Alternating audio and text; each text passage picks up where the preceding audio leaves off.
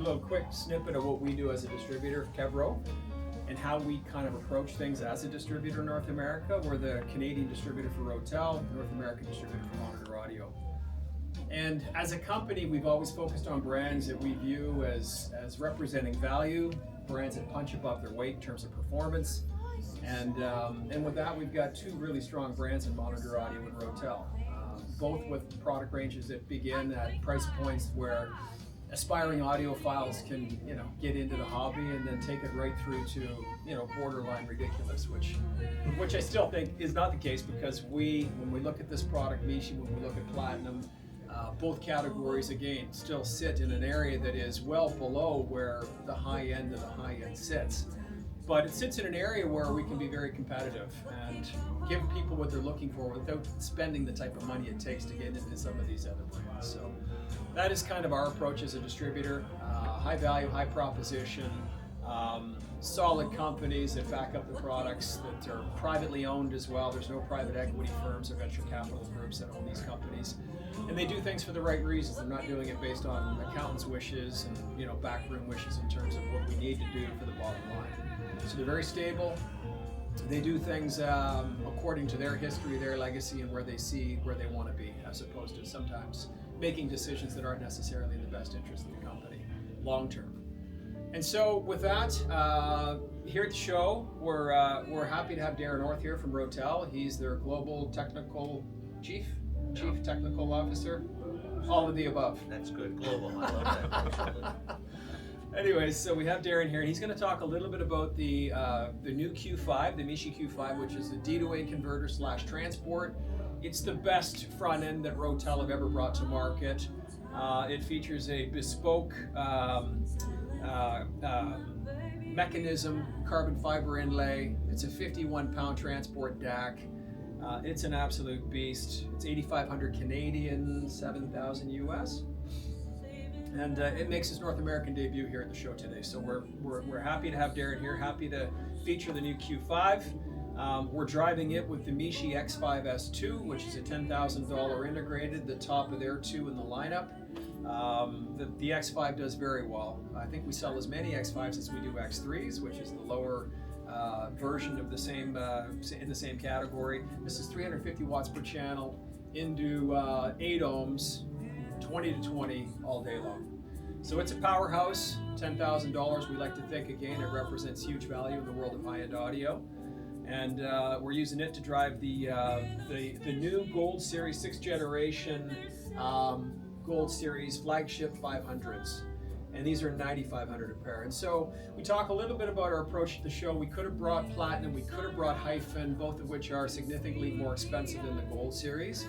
We opted to feature the new Gold Series, one, because it's making its debut here at the show, 6th generation, but two, we come to the show to talk a little bit about where Monitor and Rotel really do well, and that is below the hierarchy of the uber high end, but again, punching above its weight and really addressing the needs of customers that may be looking for something a little bit more without spending more. And so with that, we've got a kit here at $28,000. That includes the new Q5. And on the other side, we've got the recently awarded ESA Best Product in this category, Streaming Integrated Amplifier. It's 140 watt per channel, integrated with a full-blown streaming DAC/DAC built into it. And this is 4,000 Canadian. I want to say about 3,000 US, Derek. Yep. Okay, so really nice addition to the lineup. And then we're driving the Studio 89. That is the RES 5000. It is the RES 5000. And George actually wrote a review on that. It was the first Canadian review on this product. So thank you, George, for that. George enjoyed that, liked it.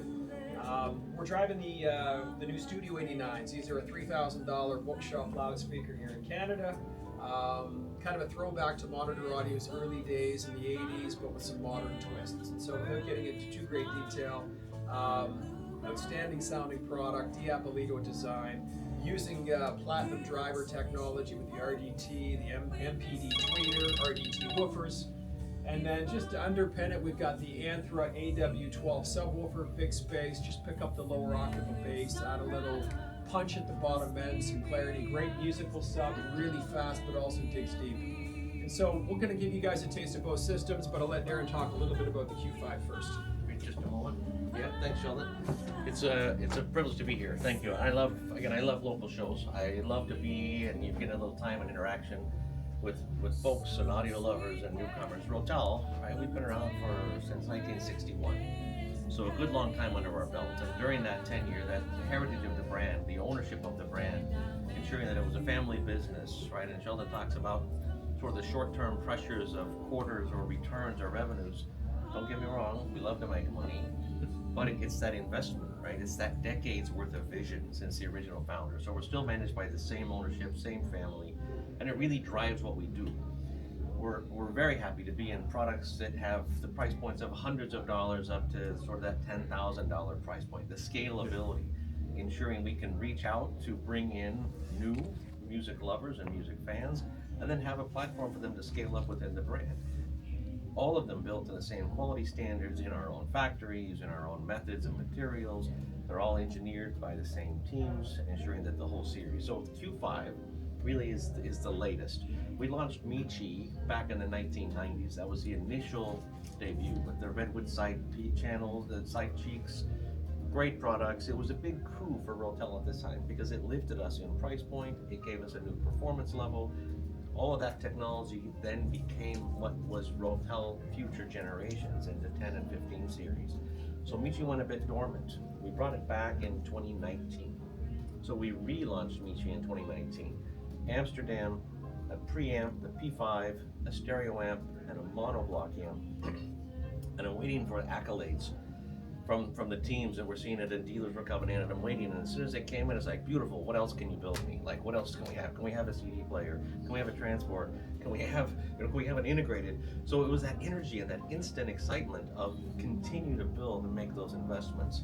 So we did, first with the separates, then with the X3 and the X5 integrateds, really just marrying those separates into a single chassis. So kind of an opposite approach. Instead of building integrated, we took separates and put them into the same physical box. The Q5, we did a bit different. So this really is a product that we engineered from the inside out. And by that I mean, we didn't start with a chassis and just start pouring parts in the box. We started with the laser on the CD mech. The first thing, we had to have a CD mech that we knew was going to be quality, that we knew was going to be performance, that we understood.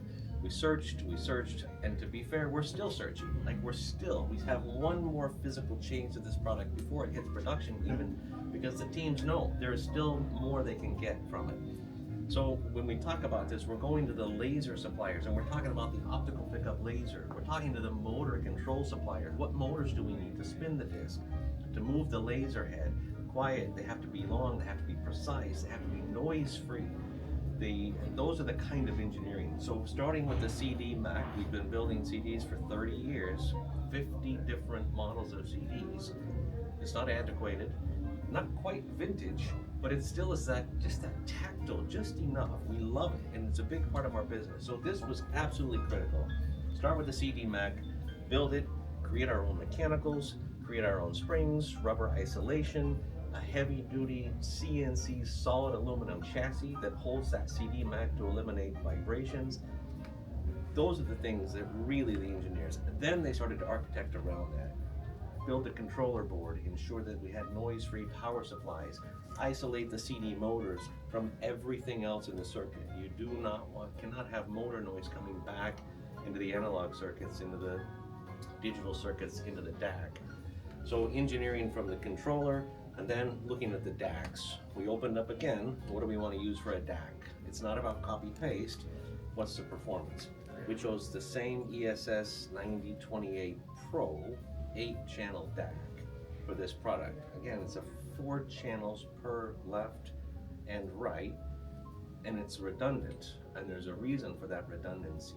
When we're processing the signals 4 times, it brings the noise floor really, really low. Because to be fair, the DAC isn't having to work as hard. It can actually do less work, and it can do comparators, and it can actually look at the signal and the digital, and it's a bit like, I equate it to like what an XLR does. If there's noise, they can kind of cancel that out internally within the DAC itself. So it brings the noise floor down. It has, of course, great expression. It's got great sound stage. and it has enough detail to really take a 1644, which is low quality by streaming standards, right? But a 1644 disc and pull every bit of information we can from that. And that was really the key to success. So as we engineered with the DAC, and then they had to go beyond that to the output filters, and they looked at coupling capacitors and power supply capacitors and separate feeds to the analog and the digital circuits within the DAC, using two Rotel in-house manufactured toroidal transformers, two transformers. It's a CD player. We could run this off of a single SMPS power supply that would cost literally dollars. But instead, it's two massive Rotel transformers. So that engineering, the power supply, the design, the inside-out engineering methods allowed us to build the real CD transport DAC. When we got to the end, 2 more minutes. When we got to the end, okay, we put this on the bench, right? And we're listening and we're tuning and we're checking. We were done. It was completely done. And I'm back in the factory with my engineering team. That's a dangerous question. And never ask an engineer, can you do more? Because there's only one answer, yes. And that was the answer. I said, okay, what do you want to do? And he said, well, I've been thinking about these different capacitors, coupling capacitors. It's like, okay, how many parts are we talking? There's hundreds of parts in here. I said, how many parts? Because we want to move this into production. So there's 8 capacitors in the analog stage that I really want to try a different brand and different values. Okay, so you got to be thinking, really, 8 capacitors, really? So he grabs a soldering iron, sits down, we've got the unit, and we spent 2 weeks soldering iron, taking out 8 parts, soldering in new parts, listening, measuring, A, B, different music, different tracks. We did this for 2 weeks, and it was different manufacturer and 2 different values of capacitors, voltage and capacitance, that we're looking at those coupling. Now these are caps that are in line with the signal, so the analog signal is going through these parts, so they're not just somewhere tucked off to the side trying to keep it. These are actually isolating the signal to ensure that you're not getting backflow of noise. We went through this exercise, and at the end, those 8 parts, the units were physically built. We went back through, popped open the covers, changed the 8 components out of the hundreds in the box, and it just put that performance exactly where it needed to be. I stopped asking the question, do you want to keep changing? Because they're going to just keep saying yes, always, which we love. That's what I love, that innovation and thinking. So that's really where we ended up. So now we've got a fantastic CD, fully balanced, fully differential circuit, 8 channels worth of DAC, and it was a CD player. And I looked at it, I said, I can't build this good a product to only render 1644.1 audio. So in the very end, we added PC USB, so it could connect to high resolution. That DAC is 32-bit, 768K, right? Little tears were in my eyes thinking I could only feed that 1644. So we added the PC USB. We added a coax and an optical input. So we made it a full functioning DAC with a transport function, and also with balanced out, RCA out. There's also coax and optical output. If for any reason this was going to be used purely as a transport, it can render the CD audio digitally out without going through any digital circuit. So it is truly a multi-function product that is a CD source, a DAC, a high-performance transport, all in. What'd you say? How many? Are we talking kilograms or pounds? 51 pounds. Okay. I forget where I am. If you're kilograms Yeah, or it's all pounds, right. because in North America, right, it's different. Yeah. So it's that love, right? It's that just the mass of the product, not just the case, but everything else inside, back to the power supplies. So we're thrilled. It's top loading. All right. I love the tactile feel. I couldn't put trays or slots or more mechanical motors. I like the fact that you can touch it, right? You want to interact with it. Not quite vinyl, right? But still, it's got that level. And just little things taking off the top cover, and it gives a little welcome light, and just the touches of being able to display album art, right, on a network. So it'll go out and off a CD, display the album artwork, similar to what's happening here from a CD. Just little things connecting you visually to what you're hearing acoustically. Well, great product. We're thrilled. Nice addition to the line, and it really gives us now an opportunity to extend the Michi line. 2 questions. Yes, please. So one question, you mentioned that you were still fine-tuning the laser, the pickup. So what we're hearing right now, is this the production selection, or are you still sourcing a new laser pickup? This is the production electronics. This is not the production Mac. Okay. So we will literally send a new Mac. Rick's gonna get the screwdriver, pull out the old Mac, and put it in the new. Okay. It is all new. It is all new. Okay, so there is a new one coming. Yes. So that'll be in the production. So these are the samples we built for the first production run. Because we And that new one that's coming should lift the bar? Yeah. It's better. Okay. It's better. That's all I need to know. Yes. The second part is the transformers. You said 2 transformers, so those like left and right, like how are they assigned? Good question. One is feeding the analog circuits, so it's going in to supply analog currents. Yeah. It has separate taps for the motors. Yeah. One is purely for the digital circuits. Okay. So it's going into the digital rectifiers and feeding digital circuits. Yeah. So the DAC, the XMOS, PC, USB controller, the decoders, the CPU also was fed off of a separate tap. So you got one doing the digital work, one really focused on analog. And you mentioned they were Rotel transformers, but I assume they're to Michi spec. Yeah. Like they're Michi level transformers. We build them in our factory. Yeah. So 30% of the staff builds transformers. Yes. Think about Rotel's a factory. 30%. Exactly. It's a lot of work. Physically a lot of space. Yes. So we wind them. They're enclosed in a metal housing, right? Keeps the Yep. noise and Yeah. shields them. All of the things. The goodness. It all costs money. All is absolutely the right thing. There's a cost benefit to doing that as well, obviously. Yes. Got it. Thanks. Those two questions? During the design phase, was there any discussion around other outputs like I2S or ABESU and all kind of those outputs, or was it sort of like coaxing things enough? It was a bridge too far, to be fair. We thought about it, but I promise it wasn't very long. So we did look, because it was trying to stay on the reality side, and that was the tough one. For us, right, it's so easy to put stuff in. It's so easy because you just start checking boxes. Yeah. The challenge is when you have to take stuff out, right? And this was a huge challenge for us. You look at this. This is very non-Rotel. There are no buttons. Yeah. Taking off buttons is a massive amount of work. Adding buttons, I can do that in a second. So we love buttons. We love that. But for Michi, no. And you'll see on the close-up, there's actually, I smudged it. Sorry, Rick, I touched it. On the glass, you'll see there's some icons for play, stop, pause. You can change the source with the buttons.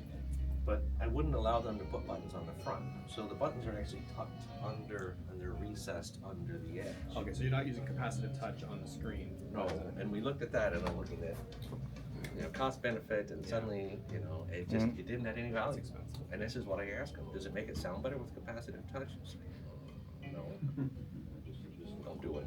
Right Don't do it. question. You've got radiated noise, right? Anything keeps the noise down. Yeah, it's super fun. It really is. It was a great project. It was a lot, but it was a lot of pressure, right? If this was the first CD player we made, yeah, no sweat. Right. This is number 34 for us. 34. Perfect. Yeah. Nice. Thank you. Right? I'll be short on Yeah. I just want to play some. Oh, I'm gonna keep talking. Say as long as you want. So the RAS 5000, Yeah. this EISA was massive for us. I was in the UK. I went to the award. Did anybody go over? Doug was there. Doug was there. Yeah, Doug was there. Yeah, he was there. He was there. And because he's on the panel. Yeah, I did review. I reviewed that 4 sound. Yeah, he was there. I had a great chat with him, but we were thrilled. It was a great thing. But again, a little scary for us because it is a new category. So we have the S14 and the RS 5000. This has HDMI DRC, Yeah. right? Which is also scary because it has the H and the 2 Yes, HDMI. I did try all those features. I saw. I was super happy because I did the same thing. I'm running around to every TV I Yeah, could my find. only glitch was the software connect on some of the, like my phone, on some of the software, like, doing airplane and stuff like that. Some of it was, I can. No, it was when I saw them. Yeah. I was there Yeah, when we went through it together. I remember, Yeah. you were out But there. I was really impressed with the sound. And interesting enough, I have reviewed the Michi and I've reviewed that. That had a real excitement. Yeah, a real excitement to the sound. I think it'll make good traction with a lot of people. It's quite different than what you were Yeah. describing. Yeah. Because it's an integrated, okay, fine, it's a Rotel, okay, that's fine. Well, that's pretty It's slick. detailed. Streamers. Oh. Yeah, it doesn't have to be that little, it's not, but that's the immediate thought. Right. So for us, Yeah, so. I'm just gonna play a couple quick tracks, Yeah, for sure. 30 seconds of each, give you an idea. I'll play some vocals, hold the recording, cheers, thanks. And then I'll pick up the tempo a little bit. Let's start off.